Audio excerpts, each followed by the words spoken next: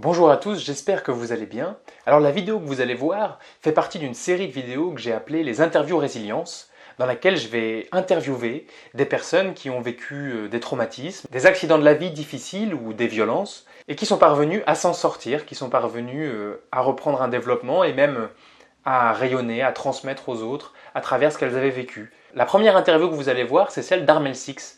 Elle est thérapeute, auteuse, elle est aussi conférencière et elle a inspiré un grand nombre de personnes. Armel Six, elle a vécu de nombreux abus dans sa vie et dans un premier temps, elle était dans cet état qu'on appelle l'amnésie traumatique. Et puis, à la mort de son fils en bas âge, il y a la totalité des souvenirs traumatiques qui sont revenus et elle s'est souvenue de tous les abus qu'elle avait vécus. C'est quelqu'un d'extraordinaire par sa résilience, par son chemin. Elle a vraiment traversé des épreuves de vie très difficiles et elle s'en est sortie notamment grâce à la danse et à la respiration. Et elle va nous parler un petit peu des abus qu'elle a vécus, des mécanismes de défense que son esprit a mis en place pour survivre à tout ça, et de comment elle s'est reconstruite.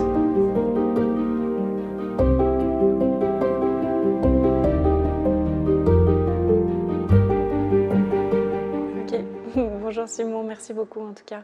Déjà de faire ce documentaire, parce que c'est pas quelque chose de simple à faire, c'est pas un sujet nécessairement facile.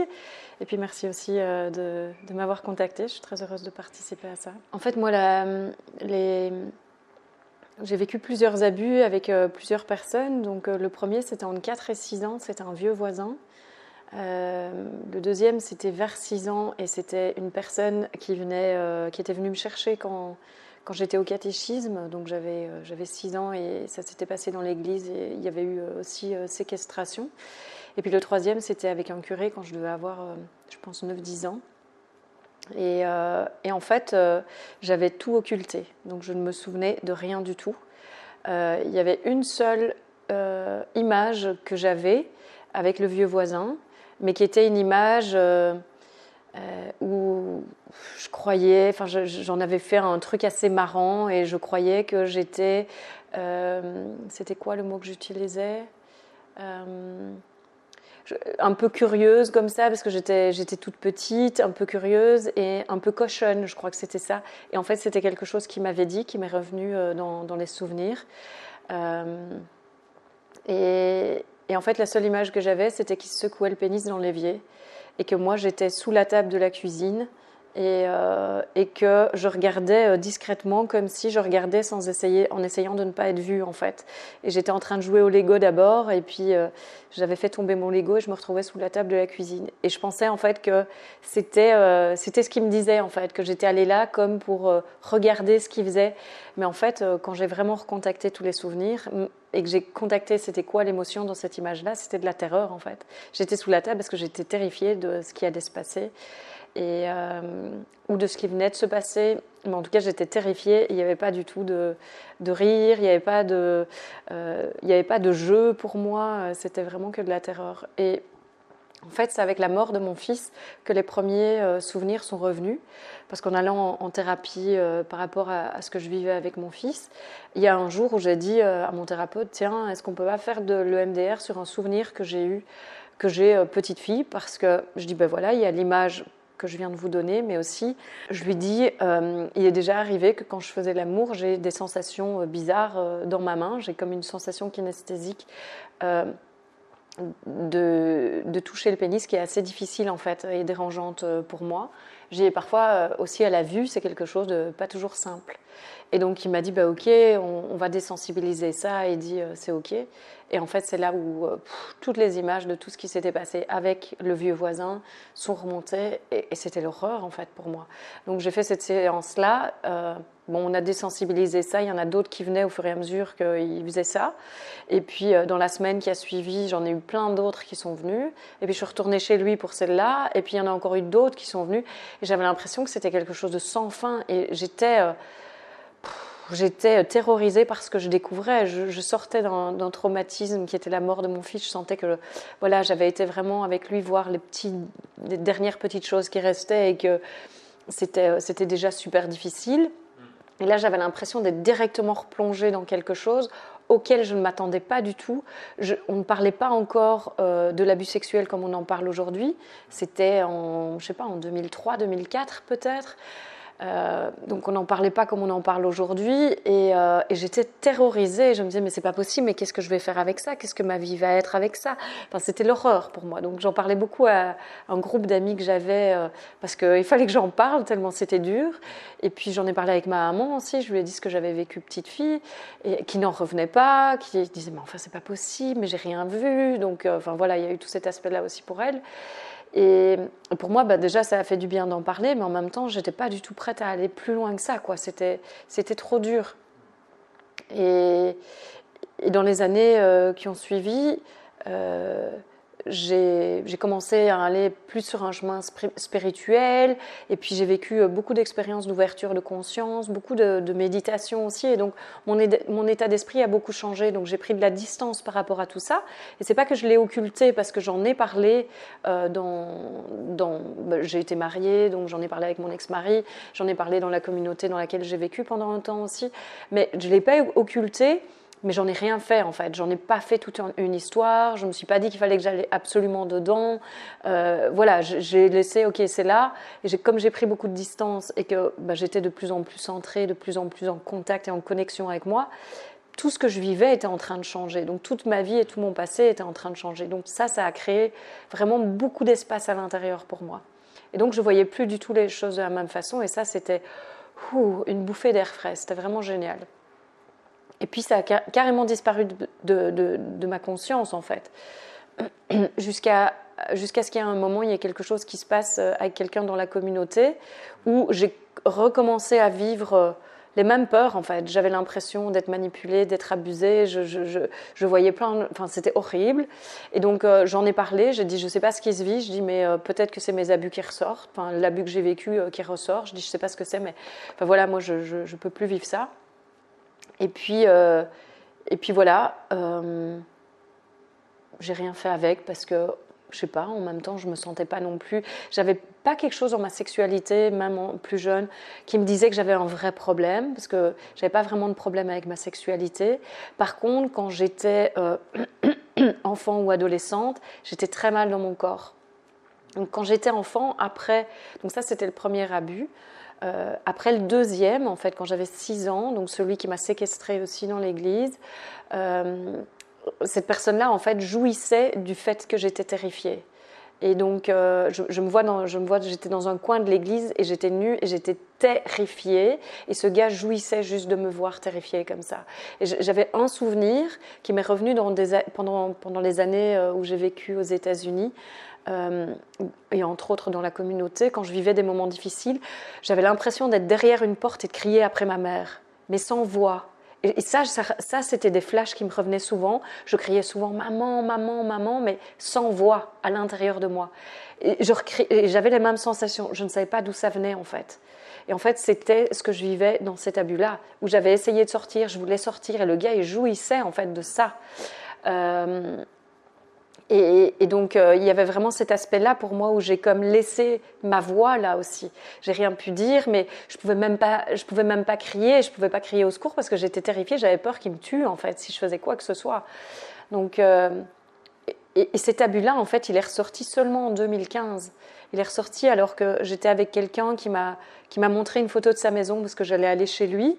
Et quand j'ai vu, il y avait comme des grillages anti-moustiques sur la maison, et quand j'ai vu les grillages, j'ai eu un flash et j'étais terrifiée. En fait, je me suis dit, mais c'est quoi ce truc? Pourquoi est-ce que j'ai peur d'aller chez lui? Et j'avais peur d'être emprisonnée, en fait. Et subitement, c'est comme si j'avais peur de lui, en plus. Et donc, c'est important de voir qu'une des choses, quand on a occulté les souvenirs ou pas occulté les souvenirs, c'est qu'on met des choses sur les gens qui ne leur appartiennent pas. Cet homme était d'un amour pur, quoi. Il n'avait rien du tout. Et je mettais sur lui la terreur, comme si lui allait me séquestrer, alors que c'était quelque chose qui vivait en moi. C'était un souvenir enfoui. Mais lui, il n'était pas du tout là-dedans, quoi. On vivait une chouette relation, il était plein d'amour. Et il n'y avait rien de tout ça. Donc, c'est important de voir que ce qui vit en nous n'est pas ce qu'on voit nécessairement chez les autres. Qu'on soit conscient qu'on a été abusé ou qu'on ne soit pas conscient, on va vivre notre réalité. Et d'autant plus si c'est inconscient, parce qu'on ne va pas comprendre pourquoi on vit ça, et donc on va croire que c'est vraiment l'autre qui a un problème.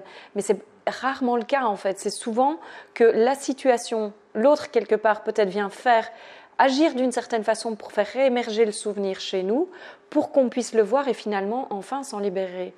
Et pour moi, c'est un peu ça que la mort de mon fils a fait aussi. Elle a été un catalyseur de ces traumas dont j'avais aucune conscience, mais qui faisait que je n'osais pas vivre ma vie en fait. Je ne pouvais pas imaginer vivre ailleurs que dans la ville dans laquelle j'étais. J'étais super timide, je n'aimais pas parler aux gens en dehors de mes amis. Dans mon milieu, j'étais hyper extravertie. Hors de mon milieu, je ne parlais jamais aux gens, j'allais jamais vers eux. Vivre la vie que je vis aujourd'hui, j'aurais jamais pu en fait à l'époque, c'était impossible. J'imaginais pas voyager, je détestais. C'était complètement différent. Donc quelque part, mon fils, il est venu me libérer en mourant. Il est venu me libérer parce que j'étais pas du tout dans une démarche thérapeutique avant. J'aurais pas pu dire que j'allais mal. Pourtant, quand j'étais ado, je peux dire que j'étais mal dans ma peau, j'étais mal dans mon corps. Quand j'ai été réglée, c'était l'horreur pour moi. Il y a eu plein de choses comme ça. Je somatisais énormément quand j'étais enfant. Je faisais des migraines, je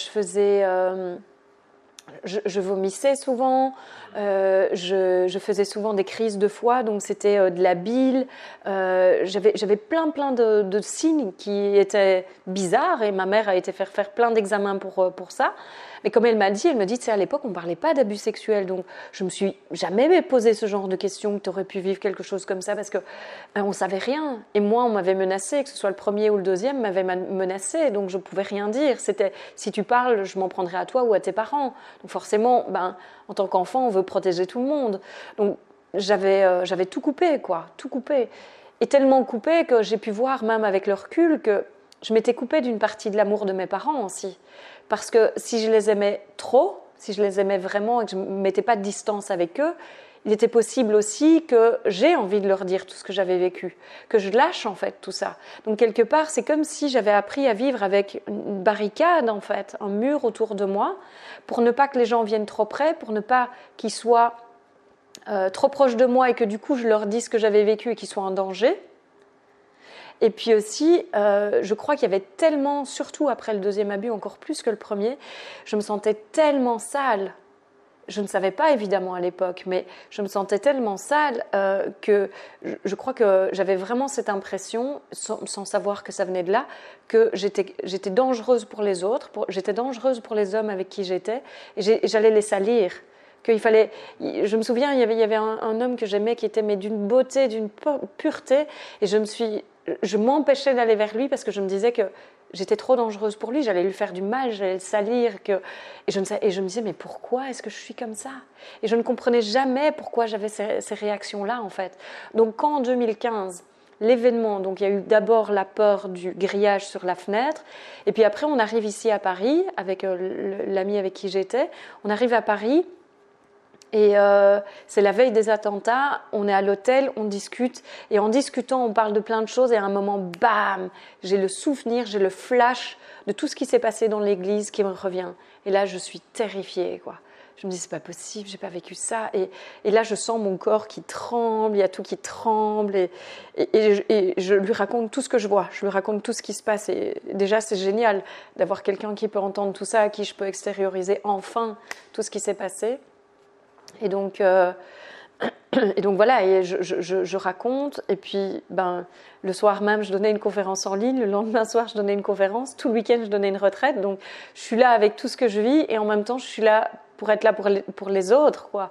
Et donc, il y avait tout ce qui se vivait, il y a eu les attentats à Paris le lendemain, il y a eu tout ce qui s'est passé tout le week-end, et je me souviens, le dimanche soir, je le conduisais, ou le lundi matin, donc le dimanche soir, je crois, je le conduisais à l'aéroport, il reprenait l'avion pour rentrer chez lui.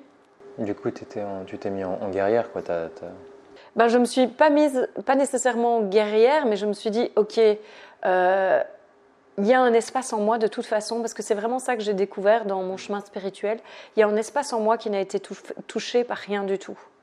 Il y a un espace en nous qui reste tout à fait pur, à jamais, qui n'est jamais traumatisé, qui n'est pas touché par les événements qu'on a vécus, qui n'est pas sali.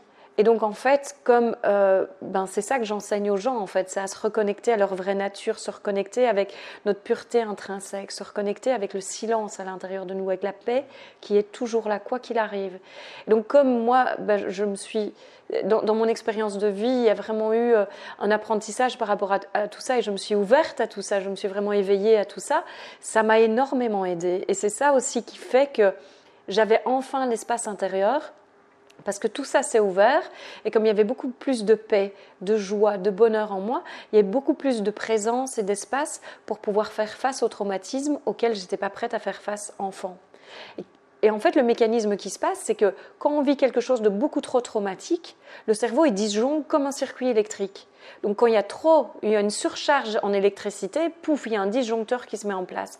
Et en fait, il y a un système comme ça dans le corps.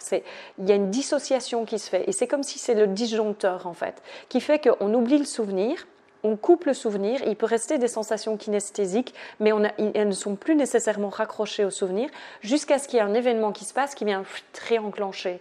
Et souvent, quand ça vient réenclencher, c'est parce que la personne a maintenant suffisamment d'espace intérieur, de présence, de capacité de faire face à l'événement auquel elle n'a pas pu faire face quand elle était enfant. Et donc, c'est comme si la dissociation est en train de se défaire, en fait. Et on commence à voir, tu vois, on commence à voir derrière le miroir, derrière le voile qui s'était posé, qui était le voile de l'oubli. Je pense que la vie, en fait, c'est nous-mêmes qui générons des situations qui viennent rechercher les pas refoulés de nous-mêmes. Et je pense qu'en fait, on est prêt quand on en prend conscience, mais je pense que même quand on n'est pas prêt, on continue de créer comme une sorte de constellation familiale. On se retrouve à mettre en jeu du coup d'autres abus. Voilà, des abus, des sentiments refoulés qu'on voit. Et d'ailleurs, en général, c'est un système. Hein, c'est-à-dire que nous, on vit quelque chose, mais la personne qu'on montre du doigt est aussi en train de vivre quelque chose avec nous. Et on est en système là-dessus. Oui, et par rapport à ce que tu dis, justement, je crois que c'est important de voir aussi que quand on a été abusé, on va souvent appeler d'autres abuseurs, en fait. Tant qu'on n'a pas libéré le traumatisme, tant qu'on n'est pas allé au cœur de ce qui était là, on va appeler d'autres abus et on va vivre des situations où on va s'abuser soi-même énormément, en fait. On va tout le temps se remettre dans des situations où on s'abuse, on ne va jamais se faire confiance, on va écouter les autres, on va faire des choses qui sont super mauvaises ou violentes pour nous. On va aller dans des situations qui ne nous respectent pas du tout. On ne va pas se respecter. On peut avoir des troubles de l'alimentation aussi. Moi, je connais beaucoup de gens que j'ai accompagnés aussi, qui ont des troubles soit d'anorexie, soit de boulimie. Moi-même, je suis passée après la mort de mon fils plus qu'après la découverte des abus, mais par des périodes de boulimie. Et moi, ce que je vois vraiment qui m'a beaucoup aidée, c'est qu'après le deuxième abus, donc dans l'église, la séquestration, j'ai commencé la gymnastique sportive. Et donc pendant 6 ans, je suis devenue une gymnaste, je faisais des compétitions, donc la gym était devenue ma vie et je faisais 14 heures de gym par semaine. Et donc pour moi, c'est une évidence que le mouvement m'a sauvée. C'est comme s'il y a une dissociation du trauma et après le corps s'est mis en mouvement et que dans le mouvement, il y a eu quelque chose qui a fait que j'étais en contact avec la vie en fait. Parce que la dissociation, c'est une façon de perpétrer la survie, de perpétrer l'espèce en fait. Donc le cerveau va dissocier pour qu'on puisse continuer à vivre. Et donc dans ce moment-là, ben oui, j'avais tout ce qui somatisait, donc les maux de ventre, les migraines, les trucs, mais on n'aurait pas pu dire que j'allais mal en fait, parce que j'étais une petite fille pleine de vie, j'étais pleine de joie, j'étais un vrai pétillement en fait. On n'aurait jamais pu croire que j'avais vécu comme ça, sauf que je faisais des migraines, dès qu'on me contrariait, c'était super difficile pour moi, mais en fait, je pense que dès qu'on me contrariait, ce qui se passait, c'était que je revivais une partie de l'abus, d'une moindre façon, mais je le revivais l'abus en fait. Donc sur cet abus, s'est ajouté de l'abus psychologique, encore et encore et encore et encore. Il y a quelque chose aussi que tu as dit quand tu as parlé du fait de l'abus et que tu n'avais pas repéré de troubles sexuels dans ta vie. Un truc que j'ai pu remarquer en moi-même et en rencontrant des personnes abusées, c'est que souvent l'abus va se poser sur des problématiques de territoire aussi. Par exemple, chez moi, c'est très fort, voilà mon territoire, il ne faut pas qu'on pénètre dans mon territoire, qu'on prenne mon territoire. C'est-à-dire qu'évidemment, ça peut se poser sur des problèmes sexuels, mais ça peut aussi se poser sur des problèmes de territoire, et ça peut s'exprimer de cette façon-là, l'abus. Tout à fait. Dans ce que tu dis, moi je le vois vraiment. Par exemple, ma chambre, c'était vraiment mon antre. Moi, il fallait pas rentrer dedans. C'était mon bordel quand j'étais petite, mais il fallait pas rentrer. Et quand j'ai commencé ma puberté, je suis devenue super pudique, quoi. Il fallait que personne jamais soit dans la salle de bain et je ne me montrais jamais nue à personne. C'était vraiment, pour moi, c'était l'horreur, quoi. Je me fermais toujours, je m'enfermais à clé. Il fallait vraiment, c'était super difficile de laisser quelqu'un rentrer dans mon intimité. Et c'est vrai qu'au début, pas avec le père de mon fils, mais avec les relations que j'avais eues avant, ça avait été super. Enfin, c'était pas les choses les plus faciles pour moi. J'étais pas la plus à l'aise qui soit en fait dans mon corps. Et puis après, ça a changé. Après, avec le père de mon fils, ça a complètement changé. Et puis après, c'était vraiment différent. Et je pense vraiment que tu as tout à fait raison, parce que je crois que, par exemple, la cystite, qu'on dit être justement une maladie dont le symptôme est le territoire, entre autres, c'est des choses qu'en tant que femme, en tout cas, je pense que c'est des choses qu'on était abusées, qu'on fait énormément. Parce que aussi, ce que j'ai pu voir, moi, c'est la difficulté à dire non aussi. Même quand on n'a pas envie de faire l'amour, ou de se dire ah, peut-être que j'ai été un peu aguicheuse, du coup s'il y a quelqu'un qui vient vers moi, je ne peux pas dire non, alors qu'on n'a pas envie du tout. Ça m'est peut-être arrivé une fois dans ma vie, mais ce que j'ai pu voir, c'était que ma relation à la sexualité, finalement, en background, quand j'ai regardé en retour, je me suis dit, c'était comme si c'était plus de la performance que véritablement une relation avec l'autre, en fait. Donc c'était bizarre, parce que c'était comme s'il n'y avait pas la vraie connexion. C'est pas ce que je connais du tout aujourd'hui, ou toutes ces dernières années, par exemple, depuis que tout ça est rentré dans ma conscience et que j'ai pu vivre avec ça. Ça a complètement changé, évidemment. Donc oui, je pense qu'il y a aussi, et puis j'ai vu ça chez d'autres personnes, des gens qui hypersexualisent la vie, c'est-à-dire qui s'abusent en permanence et qui recréent l'abus en ayant 1, 2, 3, 4, 5 partenaires, et qui quelque part se remettent constamment dans la situation où elles s'abusent elles-mêmes en allant donner leur corps ou leur sexualité et en croyant que en fait c'est ce qu'elles veulent. Mais c'est pas vrai, c'est qu'elles revivent l'abus. Et ce qui est important de comprendre aussi quand on a un traumatisme comme ça, c'est que on va de toute façon le revivre jusqu'à ce qu'on soit allé au bout de l'énergie. Donc que ce soit dans la sexualité, que ce soit dans le fait de ne pas se respecter, que ce soit dans le fait d'aller dans une relation violente, d'aller dans des relations professionnelles où on a toujours un boss qui est super désagréable avec nous, qui nous fait peur, qui nous menace même peut-être, ou des choses comme ça. Il faut comprendre que on va attirer ça. Et puis ce que j'ai vu beaucoup aussi chez des personnes abusées, c'est la difficulté à se sociabiliser aussi.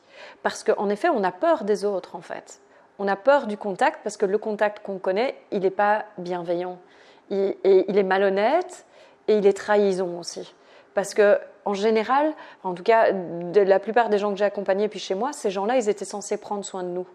Ils n'étaient pas censés nous abuser. Donc ça veut dire qu'il y a quelque chose, même les personnes qui prennent soin de nous sont les personnes qui en fait nous font du mal et nous trahissent et nous font vivre des choses qui ne sont pas OK. Et ce que j'ai vu aussi, c'est que donc là, il y a vraiment quelque chose je trouve, à réécrire au niveau du cerveau, l'inscription par rapport à ça, et donc de réapprendre à sociabiliser, à pouvoir à nouveau faire confiance. Et donc de commencer par une seule personne, peut-être le thérapeute déjà, rien que ça, de voir que non, il est vraiment là pour vous. Et puis peut-être que c'est une deuxième personne, peut-être votre meilleur ami ou quelque chose comme ça, tu vois, et d'y aller petit à petit et de commencer à restaurer que l'être humain n'est pas malveillant. Il y en a qui sont vraiment bienveillants et qui nous aiment. Et donc pour moi, c'est important d'aller petit à petit et de commencer à voir les conséquences de ça dans notre vie quotidienne pour pouvoir recréer du lien à un endroit où le lien a été super mauvais en fait, et malveillant et destructif même. Et pour moi, ça c'est un aspect important parce que je crois que ce qui est difficile pour quelqu'un qui a été abusé, c'est aussi d'arriver à se déposer, de ne pas être dans le stress en permanence, de ne pas être tout le temps, justement, tu parlais tout à l'heure, tu vois, de combat ou de protection, de ne pas toujours être là comme ça, en fait, et puis, tu vois, même tendu au niveau des épaules et tout le temps comme ça, à devoir se battre et avoir une carapace autour de soi et de pouvoir, en fait, non, ça va, quoi, je ne suis pas en danger, là. Et d'apprendre et donc de permettre au système nerveux petit à petit d'enregistrer une nouvelle information et donc d'avoir des endroits, ne fût-ce qu'en thérapie ou avec peut-être avec des amis, et où on est sûr qu'on est vraiment aimé et qu'ils sont là pour nous, de pouvoir simplement se déposer avec eux et de laisser le corps lâcher toute la tension, en fait, parce que c'est vraiment nécessaire. C'est réapprendre autre chose, réapprendre qu'on peut vivre dans un climat qui n'est pas de stress. Et donc, oui, pour moi, il y a eu tout ça, et le dernier abus, en fait, il a réémergé il y a 3 ans, je crois, ou quelque chose comme ça. Donc, en allant chez la thérapeute pour le deuxième abus, c'est comme ça que le troisième a réémergé.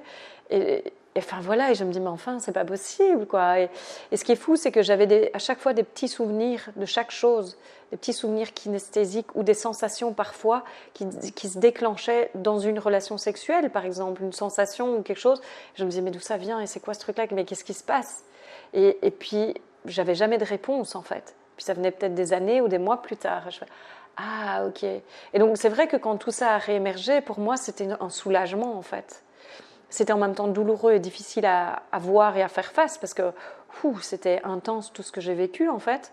Mais en même temps, c'était ça y est, je comprends enfin ma vie, quoi. Je comprends enfin ce qui se passe, je comprends enfin dans le cycle dans lequel je tourne, je comprends enfin ce qui se passe parfois dans mes relations avec les hommes, je comprends enfin ce qui se passe parfois pourquoi je me sens si indigne, pourquoi je me sens si sale, pourquoi je crois que mon amour en fait est sale, pourquoi est-ce que je crois que c'est dangereux de donner mon amour à un homme, qu'est-ce qui se passe, quoi. Et tout ça, ça s'est passé au fur et à mesure de l'éclaircissement de tous ces abus et de toutes ces situations, et du coup de comprendre tout ce qui m'habitait dont je n'étais pas consciente, et devenir consciente, c'est le premier pas du changement, donc ça c'est déjà énorme. Plusieurs reprises tu as évoqué cette confusion que ça crée par rapport à la responsabilité en fait, quelque part, que tu parlais, que tu avais l'impression que toi tu étais dangereuse, que toi tu étais souillée. Oui. Et ce sentiment, il existait en toi même avant que tu te souviennes, enfin il était là ou en fait il s'exprimait plutôt de façon somatique en fait avant. Oui, c'est ça, mais j'avais depuis petite, donc après ça je me souviens pas avant, mais depuis petite, je sais que ma mère me disait tout le temps, de toute façon j'ai pas besoin de te punir, tu te punis toute seule en fait. Et je me punissais souvent parce que ma réaction aux événements qui se passaient où j'avais pas été parfaite, c'était de somatiser. Et donc j'étais malade, en fait, je me rendais malade, je faisais de la fièvre, je vomissais, je faisais des migraines. Donc il y avait toujours quelque chose où, en effet, je prenais la faute sur moi. Et je pense que c'est quelque chose aussi que vivent énormément les personnes abusées. J'ai vu ça aussi des gens que j'ai accompagnés. Elles croient que c'est de leur faute, en fait. Et je pense qu'il y a 2 aspects. Je pense que les abuseurs jouent avec ça. Donc souvent, enfin moi en tout cas, je sais qu'on m'a dit c'est de ta faute, c'est toi qui l'as cherché, c'est toi qui me regardais, qui me souriais, ou c'est tata. Et l'autre aspect, même s'ils ne le disent pas, c'est que je pense que pour que l'enfant fasse du sens de l'horreur qu'il est en train de vivre, parce que quelque part il sait que c'est pas normal ce qu'il vit, il sait que c'est pas normal parce qu'il a un compas intérieur, parce qu'il est connecté avec lui, il sait que c'est pas juste, quoi, parce qu'il est connecté avec la sagesse universelle, et quelque part il le sent, ce qui se passe n'est pas juste. Il a un compas intérieur, t'as dit? Un compas. Un compas intérieur. Okay. Tu vois, comme un baromètre intérieur, j'ai envie de dire. Et il sent que, non, là, il y a quelque chose qui n'est pas aligné, en fait, dans ce qui est en train de se passer. Donc, il le sait. Mais en plus, il vit aussi, comme l'enfant, il est ouvert, en fait. C'est comme une éponge. Donc, il vit aussi tout ce que l'abuseur vit. Et l'abuseur, il sait que ce n'est pas juste ce qu'il est en train de faire. Même si il le fait, et qui prend son pied, et qui prend du plaisir, il y a quand même un espace où, en tant qu'être humain, on sait que ce qu'on fait n'est pas juste. Parce qu'on a tous la conscience, et la conscience fait qu'on sait.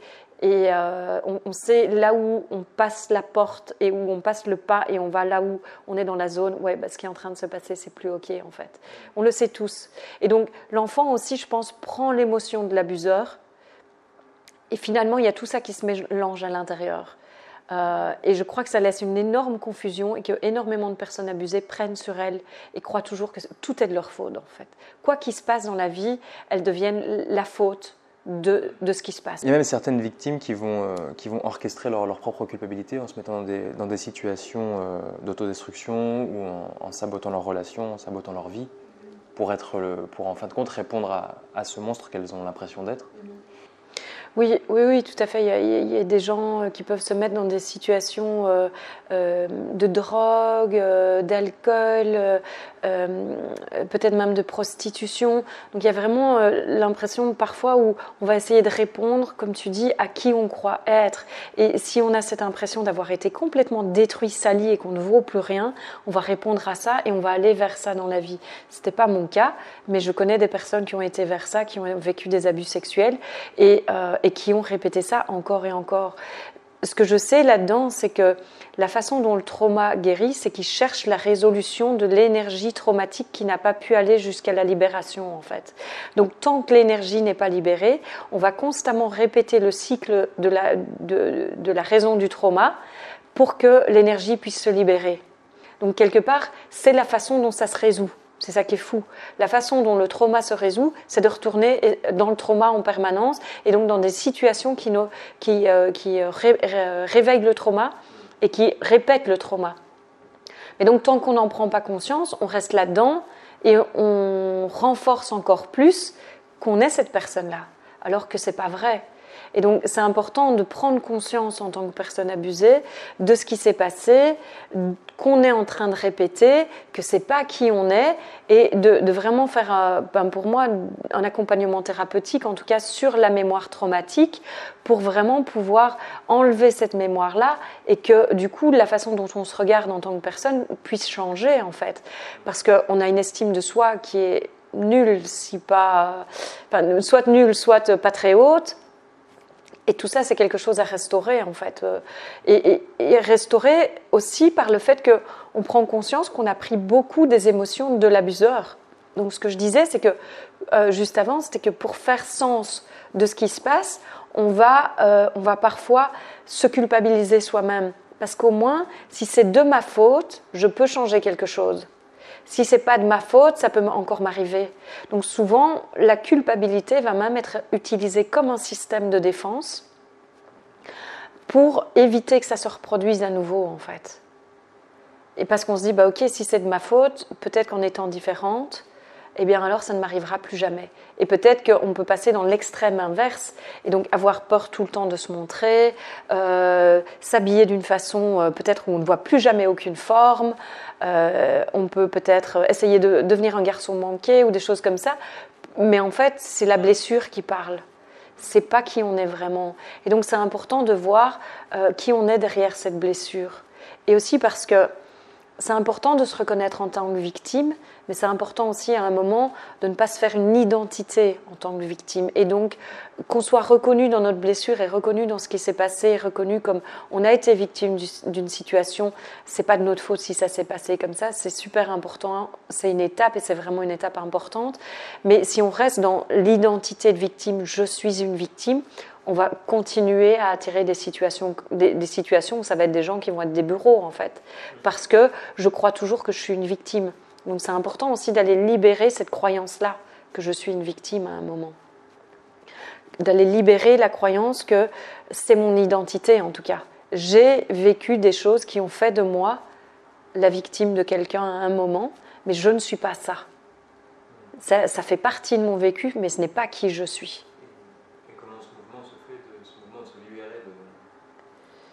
Je pense déjà, pour moi, tout passe par la prise de conscience. Donc, simplement de voir s'il y a des cycles qui continuent avec des expériences où on a l'impression de constamment attirer des gens qui sont manipulateurs, enfin qu'on dit être manipulateurs, ou qui sont néfastes, ou qui sont pas bienveillants, ou qui sont violents, qui sont pas chouettes avec nous, tout simplement, pas respectueux, ou de se retrouver toujours dans des situations où on a l'impression de ne pas être respecté. Bien, c'est important de voir, ok, qui je pense être en fait, qui je crois être, et est-ce que me retrouver dans ces situations, ça me donne une certaine légitimité, une certaine valeur que je pense ne pas avoir. Et donc c'est important de voir, est-ce que je suis identifiée à être une victime? Et si je suis dans des situations comme ça, c'est fort probable que oui, si ça continue. Donc il y a peut-être des traumas à les désensibiliser encore au niveau de l'abus, ou si l'abus a été désensibilisé, d'aller voir à propos de mon identité en tant qu'être, qui je crois être. Et est-ce que je me suis bloquée sur le fait d'être une victime à cause de ce qui s'est passé? Parce qu'en me mettant en tant que victime, je pense me protéger du fait que ça recommence. Mais c'est l'inverse. En me positionnant en tant qu'identité victime, j'attire à moi de nouveau des situations où je ne vais pas me sentir respectée. Et moi, je vais continuer à ne pas me respecter aussi. Je vais devenir ma propre victime. Et parfois, en étant la victime, je deviens même parfois le bourreau des autres, en fait. Et donc, c'est important de voir tout ce qui peut se jouer, parce que c'est un vrai, on le disait juste avant quand on parlait, hein, c'est un quel fouillis, quoi, en fait, parce qu'on se retrouve dans des trucs, on ne sait plus rien. Et la plus grande difficulté aussi, je crois, c'est comment je fais pour mettre mes limites. Parce qu'en fait, nos limites ont été bafouées. Tu parlais de territoire. Notre territoire a été complètement violé, en fait. Même s'il n'y a pas eu attouchement ou s'il n'y a pas eu pénétration physique et qu'il y a eu juste attouchement ou qu'il y a eu juste regarder, notre territoire a été violé. C'était un espace sacré quelque part et c'était pas OK, en fait, que ce soit fait sans notre autorisation ou contre nous, même si on n'a pas dit le non verbalement parce qu'on ne pouvait pas. D'ailleurs, c'est vraiment sur les mêmes fréquences. Hein, d'ailleurs, ouais. On peut observer dans l'histoire que quand il y a conquête d'un territoire, quasiment tout le temps dans l'histoire, les hommes arrivent et violent tout le monde. Et ce qui est vraiment au niveau de la fréquence, de l'information, de la symbolique psychique, conquérir un territoire et violer, c'est... C'est ça. C'est prendre le pouvoir, c'est conquérir l'autre, c'est un rapport supérieur en fait. C'est je prends le pouvoir, je prends possession. Tu deviens ma chose. On retrouve ça dans le monde cellulaire, hein, où on phagocyte. C'est-à-dire que le virus arrive, englobe la cellule et ploup, le transforme en virus aussi. Et il y a un truc, il y a beaucoup de symboliques comme ça. La symbolique du vampire, c'est pareil. Il te mord et tu deviens comme lui. Et là, je crois que c'est juste important par rapport à ce que tu dis, de voir, de se dissocier aussi de l'abuseur. On a été abusé, donc c'est pour ça que le statut de victime, il est important, vraiment à un moment très important même. Moi qui n'avais jamais été reconnue là-dedans parce que j'en ai jamais parlé, ça a été important à un moment que je puisse dire que j'étais victime de ça en fait. Ça a été important de reconnaître, ben oui, c'est pas de ma faute, j'ai été victime, j'ai rien demandé en fait. Et même si je cherchais de l'attention quand j'étais petite, je ne cherchais pas cette attention-là. C'était pas OK ce qui s'est passé. Non, c'était pas OK. Je n'ai jamais demandé ça. Et je pense que c'est vraiment important que toute personne qui a vécu un abus s'autorise à ressentir ça. Non, ce n'était pas OK qu'on vous fasse ce qu'on vous a fait. Non.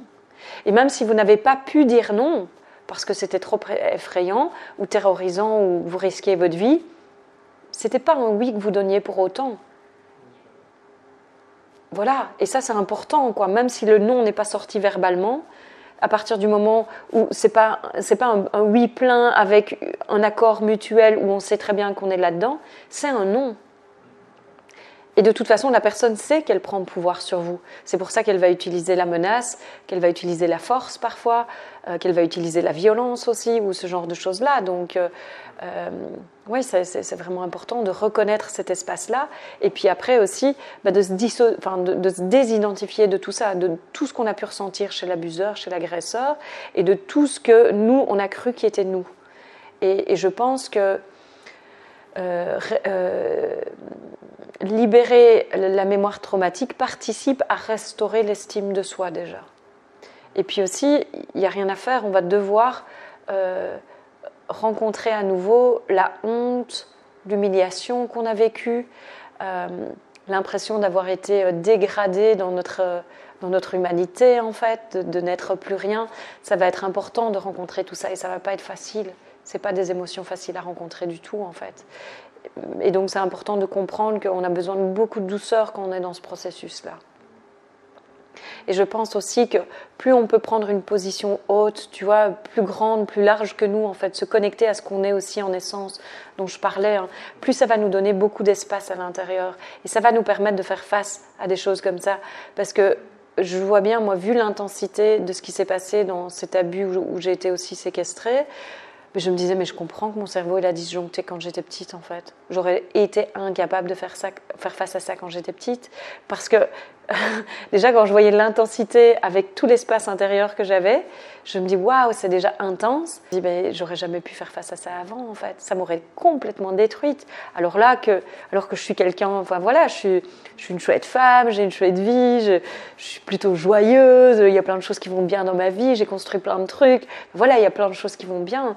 Et là, ben je suis pas sûre que ça aurait été la même chose, ou peut-être que ça aurait été la même chose parce que du coup ça aurait été reconnu, mais voilà, je pense que la vie, c'est ce qu'elle fait et que les choses se passent au moment où elles doivent se passer quand on est capable d'y faire face.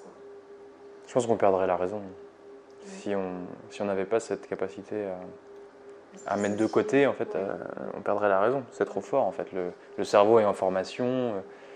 Il se prend une information tellement violente, tellement surpuissante.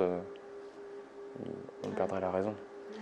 Et donc tu voulais aussi qu'on parle de la résilience. Donc j'ai pas mal parlé en même temps un peu des deux.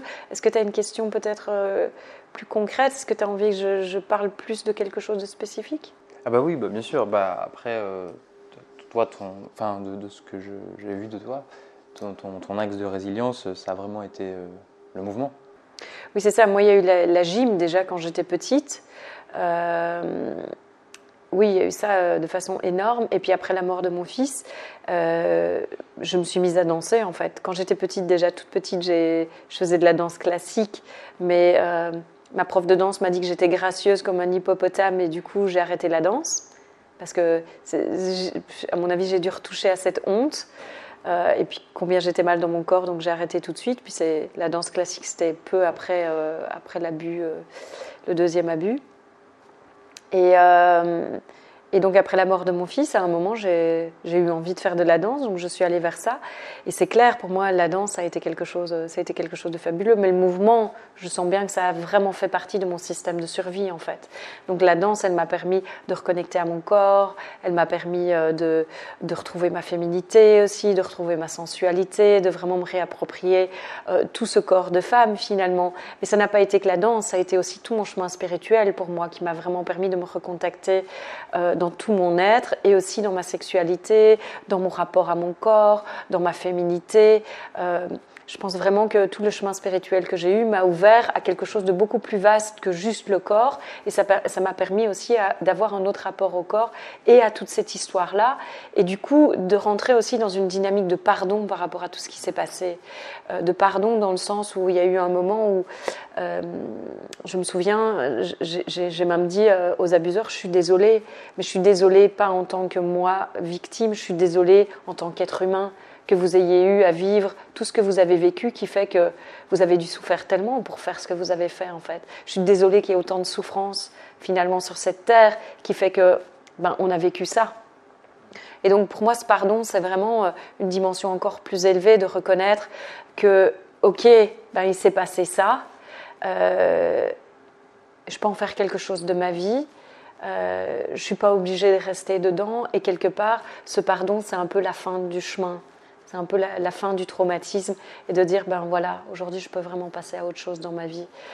Je ne suis pas cette personne traumatisée dans le sens, je ne suis pas le traumatisme plutôt, je ne suis pas la personne abusée, je suis qui je suis en fait. Ça fait partie de ma vie mais ce n'est pas qui je suis. Ça fait partie de mon histoire mais ce n'est pas qui je suis. C'est comme j'ai perdu mon fils mais je ne suis pas une mère sans enfant. Je suis tellement plus vaste que ça.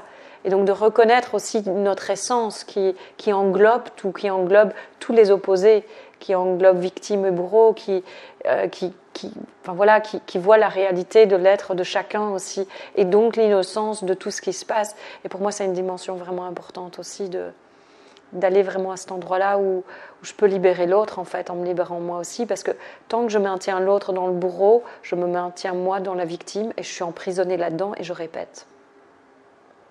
Et donc pour moi, le pardon, c'était vraiment une envie de me libérer, mais de libérer l'autre aussi, en fait. C'est ok, on a joué ces rôles-là l'un pour l'autre, je ne sais pas pourquoi, on avait ça à vivre dans nos vies apparemment, mais ce n'est pas la peine que ça continue, moi j'ai plus envie de ça en fait. Il y a aussi une dimension dans ta vie qui est forte, que je vois, qui à mon avis a été vecteur de résilience, c'est que tu accompagnes des gens aussi. Oui, tout à fait. Oui, et je pense que aussi le fait de donner l'écoute, de donner même tout simplement de ressentir de l'amour pour quelqu'un qui a été abusé, ça nous permet d'aller nous guérir nous-mêmes en fait.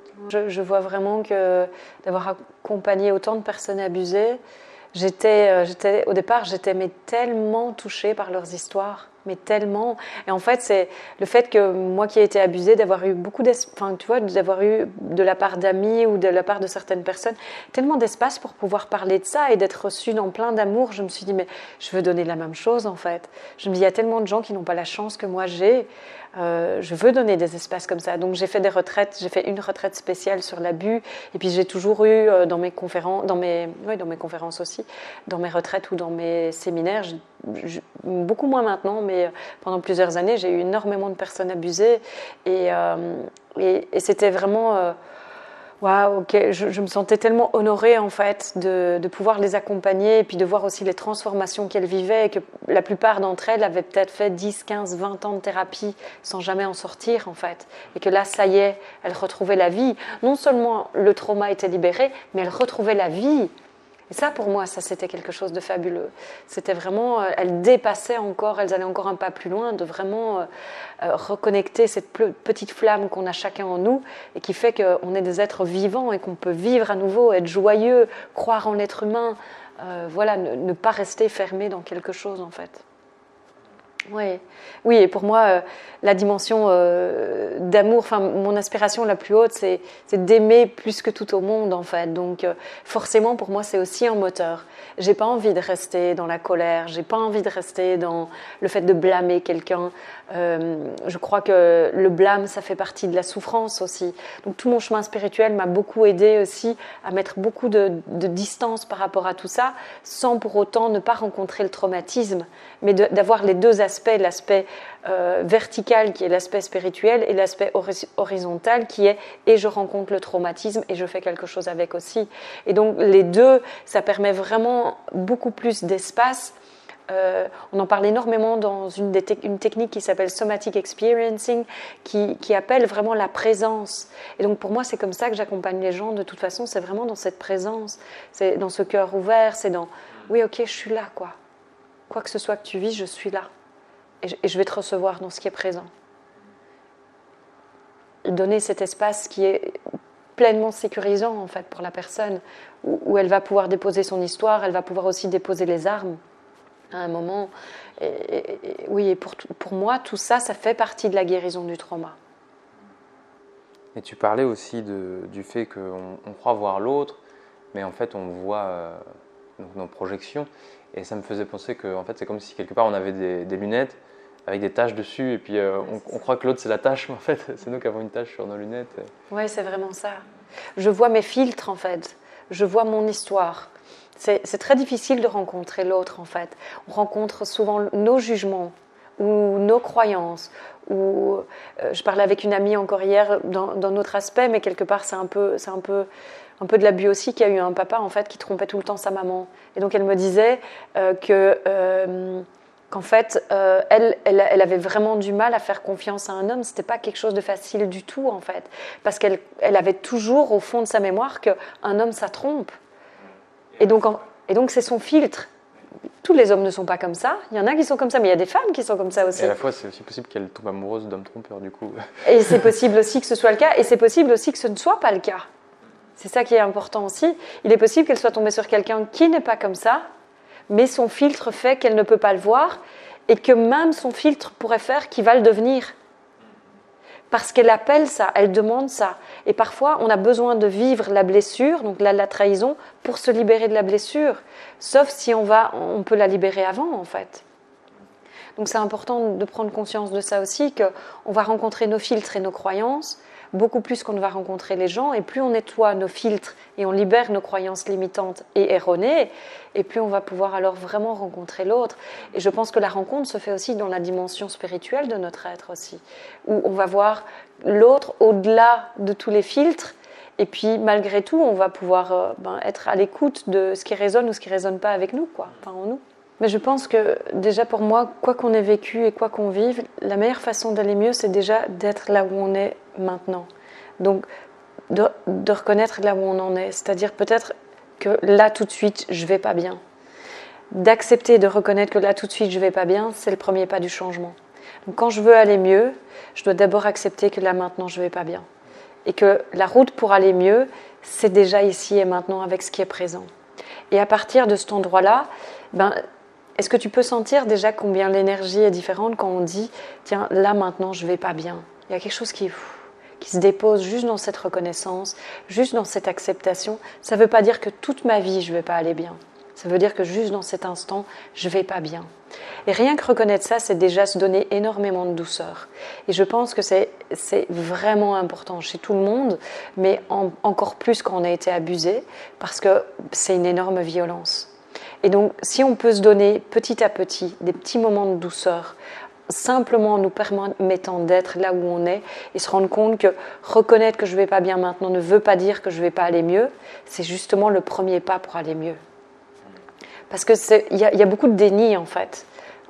C'est ça qui fait qu'on tombe dans l'alcool, dans la drogue, ou dans la prostitution, ou dans la sexualité abusive, ou même il y a des gens qui bossent 60 heures ou 80 heures par semaine parce qu'ils ont été abusés et qui ne veulent absolument pas aller à cet endroit-là. Soit ils ne le savent pas, soit ils le savent, et ça fait partie de comment surtout ne pas être en contact avec le symptôme. Donc c'est vraiment important de voir que le premier pas, ça va être de reconnaître « je ne vais pas bien ». Ou je me sens sale, ou je me sens pas du tout compris. Ok, c'est là que je suis. Et quand je reconnais ça, c'est comme si c'est déjà une bulle d'amour que j'ouvre pour moi-même. De juste me dire, ok, je m'accepte là-dedans en fait. Et ça, c'est déjà finir la violence qu'on a vécue. Juste cet instant-là. C'est se dire, en fait, tel que je suis, avec tout le merdier que je pense être, je suis ok. Là, dans cet instant. Et pour moi, ça va être vraiment la chose la plus essentielle pour faire le prochain pas. Après, on va demander, ok, comment je fais maintenant si je veux aller ici ? Mais si tu veux tout le temps ne pas vivre ce qu'il y a là et sauter là, c'est pas possible en fait. Parce que sinon, on vit dans le déni et la répression en permanence. Donc, c'est vraiment étape par étape, un pas après l'autre, reconnaître chacun des pas qu'on fait et tous les petits pas qu'on fait en fait, parce que chaque pas c'est un pas énorme pour quelqu'un qui a été abusé. Quand je parlais de resociabilisation, c'est énorme. Moi je le vois avec quelqu'un que j'accompagne qui a été abusé, c'est quelque chose de pas du tout facile en fait d'être en lien. Et donc à chaque fois qu'elle est en lien, dans un lien sain, c'est génial. Mais les liens qu'elle crée la plupart du temps c'est des liens malsains. Donc à chaque fois qu'elle a une relation ou un contact avec une personne saine, c'est juste génial, cadeau, quoi, fabuleux. Et donc, c'est de voir, est-ce que je peux célébrer chacun des petits pas que je fais ? Parce que chacun des petits pas que je fais, je me reconnecte avec l'essence même de qui je suis, au-delà de la blessure, au-delà du traumatisme. Parce qu'au-delà de la blessure et du traumatisme, je suis un être à part entière, je suis pleine d'amour et pleine lumière, et je suis magnifique en fait. Donc c'est important que les gens se rendent compte de ça. Vous êtes magnifique, vraiment derrière tout ça. Vous êtes magnifique avec tout ça aussi. C'est pas juste derrière, mais on a souvent du mal à l'entendre. Mais si on peut de plus en plus, par exemple, reconnecter cet espace intouché en nous, cet espace qui n'a pas été sali par le traumatisme, ça va permettre aussi de plus en plus de laisser l'amour passer en nous. Et donc de moins en moins, on va essayer de se détruire. De plus en plus, on va faire tous ces petits pas qui sont toutes des petites bulles d'amour qu'on met dans notre sac d'amour. Et finalement, on va commencer à s'aimer, en fait. Jusqu'à vraiment, parfois, être submergé d'être la personne qu'on est. Moi, il m'arrive très régulièrement, surtout ces derniers mois, de me dire « Mais Armelle, mais qu'est-ce que je t'aime, quoi. T'es juste magnifique, mais regarde ta vie, regarde ce que t'en as fait. » Et où j'ai une gratitude totale pour la personne que je suis, quoi. Et un amour immense, et je me dis, mais waouh, mais qu'est-ce que tu peux être fière de toi, quoi. Et ça peut vraiment se passer, mais c'est pas après pas, après pas, après pas. Et c'est en osant regarder la boue, donc, qu'on va finalement s'élever vraiment vers la lumière. Parce que tant qu'on essaye d'éviter, on ne s'élève pas si haut. Mais c'est important de voir qu'il y a les deux aspects. Il y a l'aspect de notre être qui englobe tout et où on peut vraiment trouver un moment ou un espace pour se déposer. Et puis l'aspect humain aussi, où on doit retrouver quelques liens, même si vous avez 2 amis, avec qui vous pouvez nourrir un vrai lien de confiance. Ça peut complètement changer votre vie. tout cas, c'est miraculeux de, quoi, enfin de voir ton parcours et de voir comment tu es connecté à ton amour, à ta puissance. C'est assez miraculeux, c'est assez extraordinaire.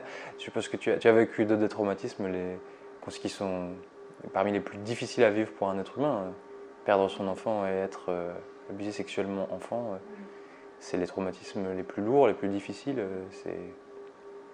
C'est comme des bombes nucléaires et puis tu es debout, quoi. C'est complètement incroyable en fait. C'est assez, même on touche à l'inexplicable. Oui, peut-être. Je crois que, tu vois, je crois que rien n'arrive pour rien dans la vie, rien n'arrive par hasard. Et puis, tu peux regarder dans la vie à partir du passé vers le futur. Ou tu peux regarder du futur ou de là où tu es maintenant vers le passé. Et tu dis, ah, tout ça, c'était pour ça. Puis moi, je suis plutôt de cet espace-là, tu vois, en fait, pour être qui je suis, je devais traverser tout ça. Parce que comment je ferais pour accompagner les milliers de personnes que j'ai accompagnées si je ne connaissais pas la souffrance comme je la connais?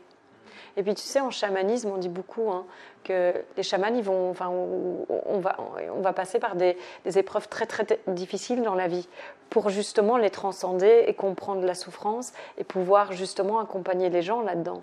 Et moi, je pense vraiment qu'il se passe ça dans la vie et que oui, je suis tout à fait d'accord avec toi. J'ai pas toujours d'explication non plus, mais je ne comprendrais pas la souffrance humaine comme je la comprends si j'avais pas vécu tout ça. Donc quelque part, j'ai de la gratitude, enfin pas quelque part, j'ai de la gratitude pour chacune des épreuves que j'ai vécues parce que je me dis, ça fait la force de l'amour qui vibre en moi en fait. Ça fait la force de l'amour pour la vie aussi. Que voilà, et puis ça ne veut pas dire qu'il n'y a pas des moments où je ne suis pas down aussi, hein, tu vois, il y